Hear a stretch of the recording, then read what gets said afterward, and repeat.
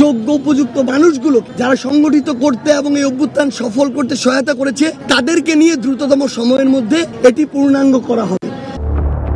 বৈষম্য বিরোধী ছাত্র আন্দোলনের 18 সদস্য বিশিষ্ট কেন্দ্রীয় নির্বাহী কমিটি ঘোষণা করা হয়েছে। বৃহস্পতিবার রাতে এক প্রেস বিজ্ঞপ্তিতে এসব তথ্য জানানো হয়। বিজ্ঞপ্তিতে জানানো হয়, পদাধিকার বলে বৈষম্য বিরোধী ছাত্র আন্দোলনের আহ্বায়ক, সদস্য সচিব, মুখ্য সংগঠক ও মুখপাত্র এই কমিটির সদস্য থাকবে।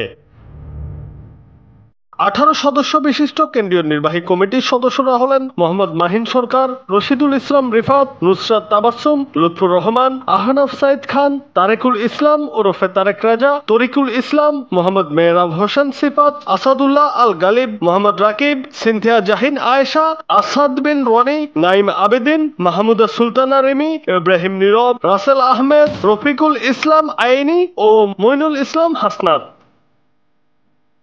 এর আগে 22 অক্টোবর সমন্বয়ক টিম বিলুপ্ত করে 4 সদস্যের আহ্বায়ক কমিটি করে বৈষম্য বিরোধী ছাত্র আন্দোলন। ওই কমিটিতে হাসনাত আব্দুল্লাহকে আহ্বায়ক, আরিফ সোহেলকে সদস্য সচিব, আব্দুল হান্নান মাসুদকে মুখ্য সংগঠক ও উমামা ফাতেমাকে মুখপাত্র করা হয়। এই কমিটি দিয়েই এতদিন সংগঠনটির কার্যক্রম পরিচালিত হচ্ছিল। জুনায়েদ আহমেদ, বাংলা টিভি।